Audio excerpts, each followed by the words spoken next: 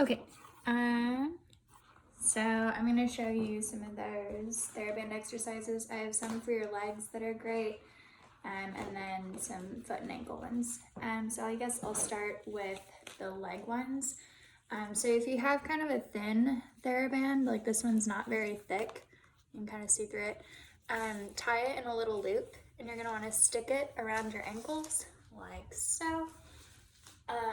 And then you want to keep your feet about hip width apart, and just in whatever space you have, take little steps and try and keep the resistance in the band. And obviously if you can go down a full hallway, that's what's best. I'm trying to keep this in frame, but so yeah, typically would do like 3 sets of 15, so like 15 steps one way, 15 the other. Try and do 3 steps. It's great for building outer thigh strength, and you want to be sure you keep your back really straight the whole time also. Something else you can do, you're welcome to try it with resistance if you want, but you don't have to.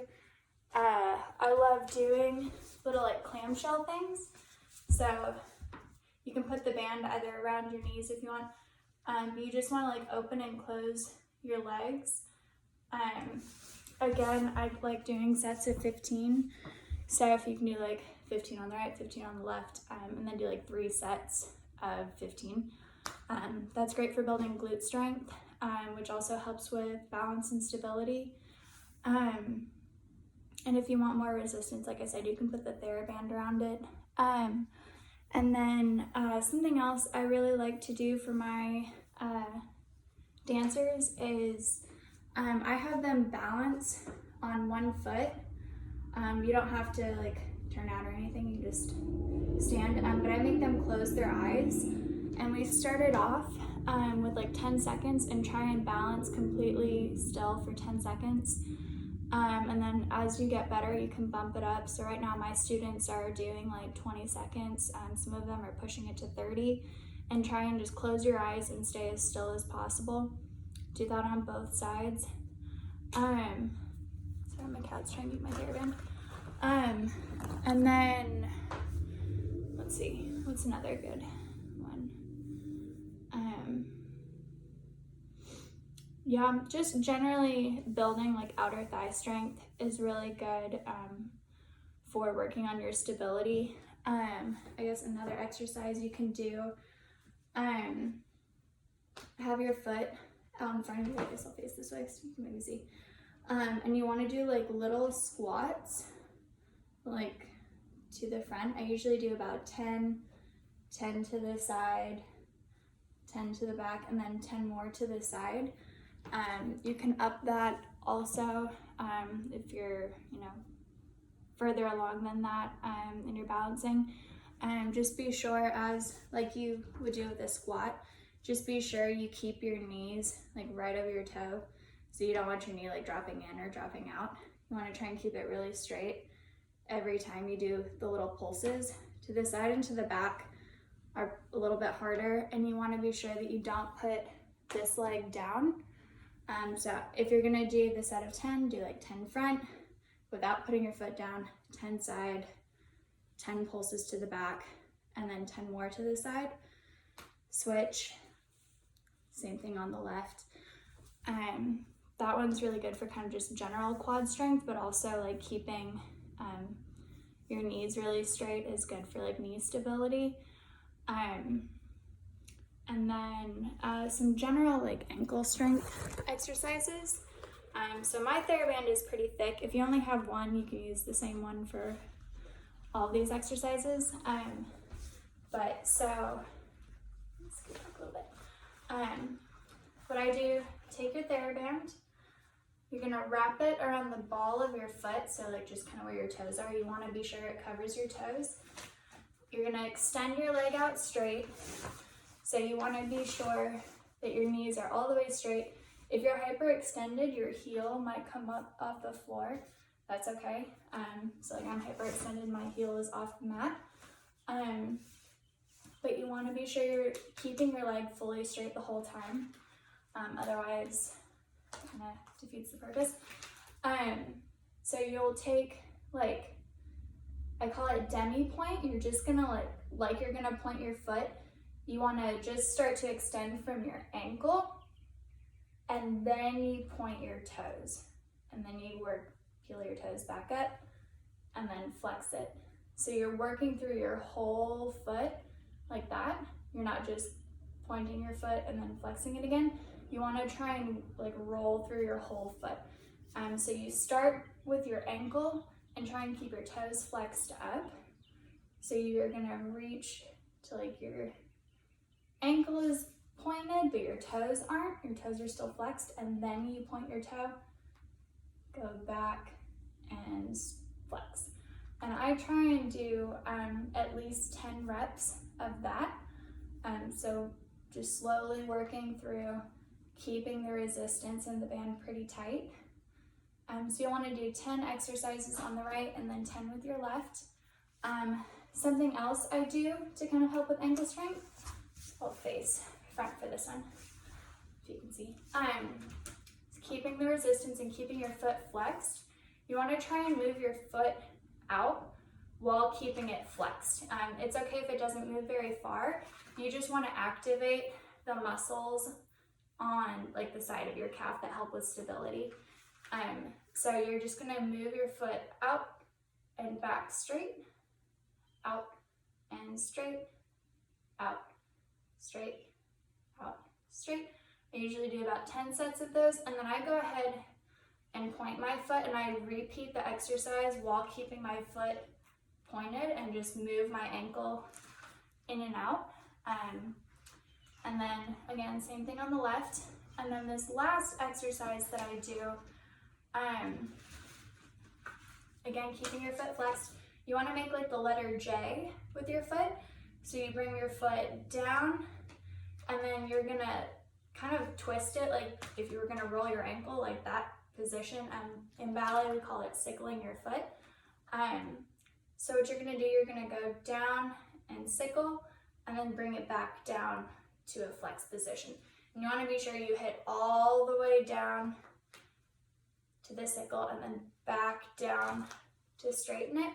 You really wanna try and hit all of those motions. So what you're doing on the one that you twist your foot out, you're building the ankle strength on the outside of your calf by engaging that muscle and then bringing it back to neutral. And then the one where you're twisting your foot in like that, you're building inner ankle strength, and you ideally want to have both sides even. So in ballet, we always tell our girls, never sickle your foot, but for strengthening purposes, it's great to practice that just so that you can have stability on both sides. You don't want one side stronger than the other. So that's a really great tool that you can use. And if you need a breakdown of that further, let me know. And then, let's see. You can also, if you want to use your Theraband, I don't know if you can see on this one. I tied a little loop in this one, and what you can do, you can tie this to like a table or something that's not going to move, and you can like wrap this around your foot. It's kind of tight. You can wrap it around your foot and tie this to something, and you can do those little like pulse exercises with a Theraband if you start getting stronger, and if you want it to be a little bit more challenging, you can do that as well. But those are some good starter exercises. I would also recommend just doing general calf raises. So like if you're just holding on to a wall or chair or something, pressing up to like your, not all the way up on your tiptoes, but just like, again, what we call demi point, and then resisting down slowly. So you press up, and you want to resist down. Be sure you do put your heels down and fully relax. You don't want to like keep that tension so you don't get Achilles problems. So be sure you do come all the way down and relax, but don't just drop your heels. You want to try and resist it down and then back up. My students, I generally make them do at least 30, but again, they spend a lot of time on their toes, so I would say at least 20 to get started, but you can definitely do more. But those are great just kind of for building calf strength, which is good for balance as well. Definitely building glute strength is great for balancing, and hamstring strength. So those are all good. Yeah, and then some general like stretching. So I would always recommend having good, strong, but still flexible hamstrings.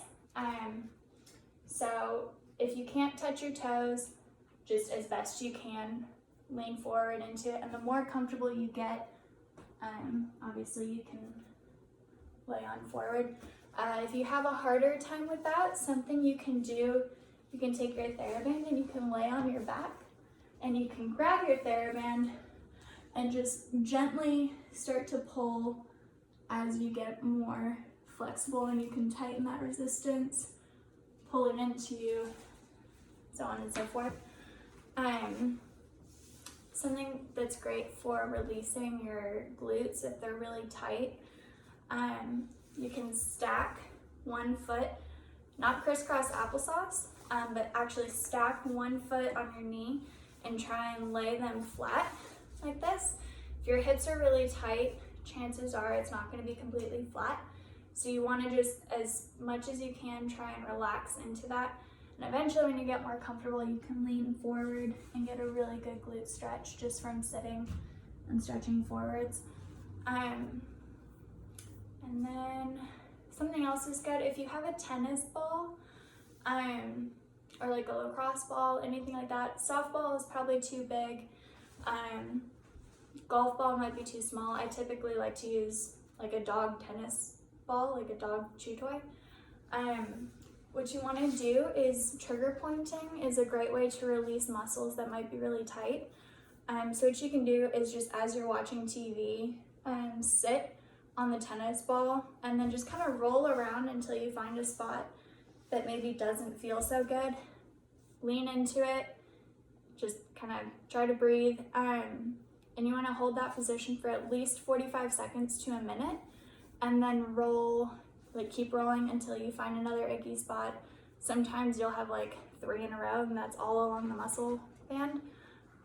So you want to just keep working your way all the way around, and just kind of wherever you're sore, just sit on the ball for like 45 seconds to a minute in that icky spot, then move on to the next one, so on and so forth. I try and do that every day, or at least every other day, to help keep things loose. Even if you like sit at a desk all day, like that causes some glute tightening and like hip flexor tightening, so those are great to help kind of stretch that out.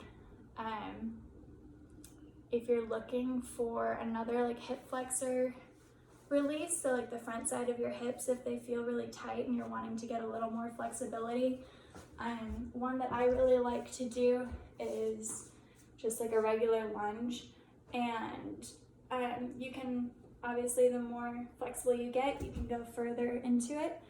But one of my favorite ones to do, if I'm up against a wall, I'll slide my foot down along the wall like that, so my foot would be against a wall, and then just slowly try and press my hips forward a little bit, but keeping my foot against the wall. Or you can just hold it like this.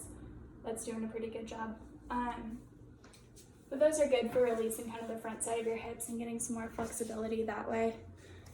But yeah, I hope that helps you. Let me know if you have any other exercises or questions how to do something, or if there's a specific area you're wanting to target. I can give you some exercises for that too.